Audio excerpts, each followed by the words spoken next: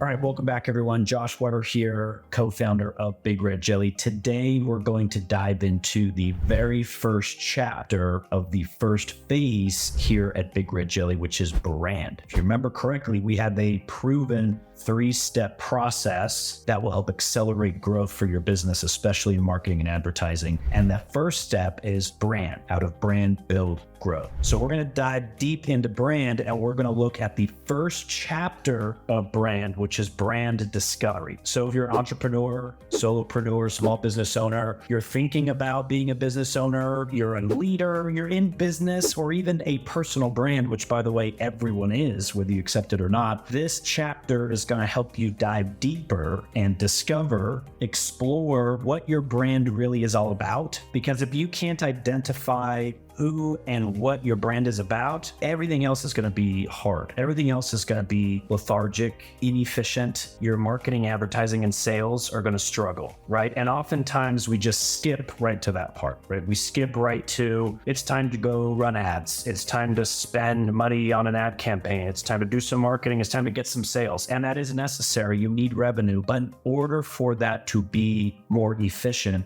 you have to understand the brand. I'm going to go into 3 questions that I like to ask when I'm doing a brand discovery with a client. So ask yourself these 3 questions as we proceed. Okay, so question number 1 that I like to ask people is, what is a brand? Okay. It's funny because I'll ask that question and we've only used that word before, right? Oh, who's your favorite brand? Oh, that's my favorite brand. Oh, what an awesome brand, right? Oh, that brand name. What about that brand name? Let's rank some brands. What about that rebrand? We use this word all the time, brand. But when I ask people to describe what is a brand, oftentimes I get very ambiguous answers. So a good example to use here is, what is the difference between Starbucks the business and Starbucks the brand? Sometimes I'll ask, what is the brand Starbucks? And people say, well, it's the coffee, it's the product, right? It's the customer service, it's the experience, right? What's the difference between those things and then the brand of Starbucks? There is a difference, right? So the business Starbucks is everything that I just listed. It's the product, coffee bean, the business, the brick and mortar business that it's housed in, the Wi-Fi, the lighting, the furniture, the people, HR. And that is all on the balance sheet or things related to the business. That is the business. So then what's the brand? And ask yourself this question when it comes to your business or your future business or your personal brand. What is your brand? In Josh's world and in Big Red Jelly's world, how we define brand is, it's the perception that your ideal customers have of your business. Okay, so that's different from your business. It's what people think about your business. Or to quote Jeff Bezos,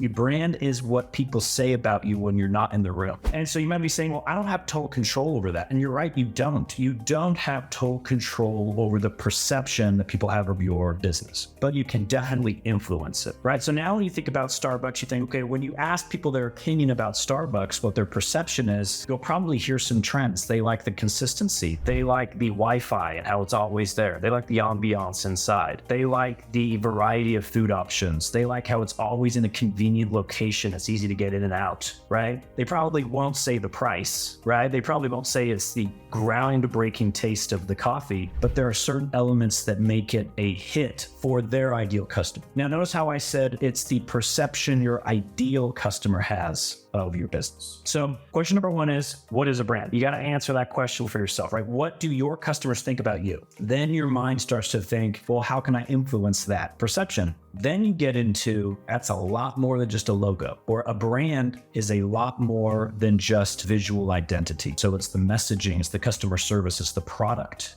design, it's the marketing, advertising, it's how we handle a mishap, it's how we celebrate. Everything's the brand, right? So once you have that definition locked in, now we can proceed with, okay, who is my ideal customer? And I think a lot of business owners get this wrong. It's the second question I ask an entrepreneur or business owner or decision maker is, who do you think your ideal customer is? Notice I didn't say target audience. I think it's a little aggressive. I think it's pigeonholes us right away. We say, okay, target audience, who's that exact person? I'd say no, just take a step back. and ask yourself, who is the perfect customer for me? Just describe it. Close your eyes, think about them, picture the perfect customer client. Maybe you've already had them. Maybe you already know who that is. It's a real person. Picture that person. What made them perfect, right? So let's use an example. Let's say I'm an ice cream shop owner, and I say, okay, who is your perfect customer? And don't just say someone who likes ice cream, right? So picture I'm an ice cream shop owner, and who's that customer that opens the door and walks in? I'm picturing a family, a young family with multiple kids. I'm picturing they come in and they're excited. They are hungry/thirsty.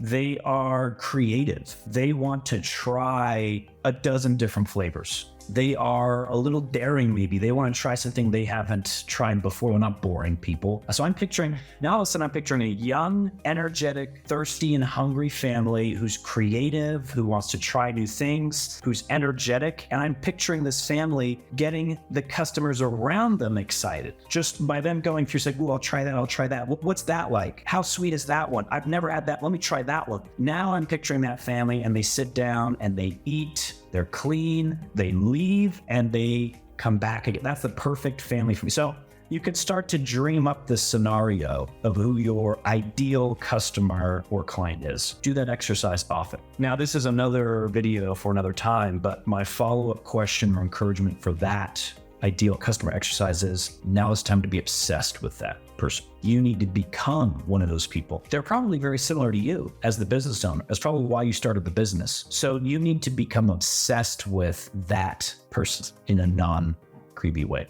You need to become obsessed with what their interests are. You need to be part of their tribe, as Seth Godin might put it.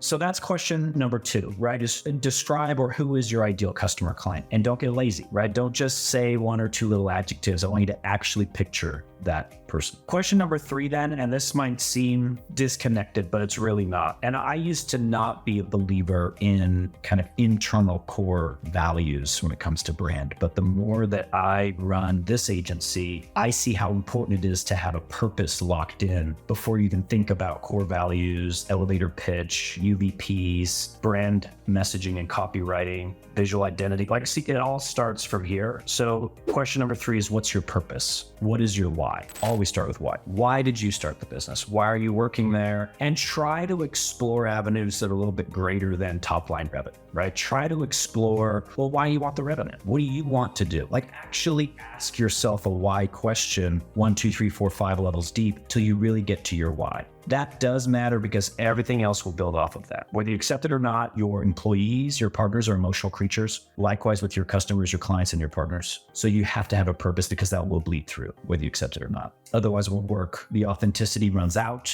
When it becomes transparent that you don't have a core purpose, it's hard. It's even harder when your business is going through hard times, right? So when you start from the inside and you go out, things become much, much easier. Visual identity, which we'll talk about in a subsequent video, will become much clearer because it's all built on the why. Okay, so to summarize, everyone, as part of your own brand discovery, question number 1 that you have to answer is define what a brand is. It's the perception that your ideal customers have about you and your business. Number 2 is identify your ideal or perfect customer. Picture them in your head over and over and over again and become obsessed with what they're obsessed in. You have to join them, join their tribe. Number 3 is to identify your purpose as the entrepreneur, business owner, decision maker, or as a personal brand, right? Why are you doing what you're doing? If you can answer those 3 questions, congratulations. You can move forward with brand research, which is the next chapter in our proven process brand phase. Okay, thanks for joining me today, guys. Subscribe to our YouTube channel at Big Red Jelly to learn more about branding, building, and growing your personal brand and or your business. We're going to have tons of free advice for you coming your way.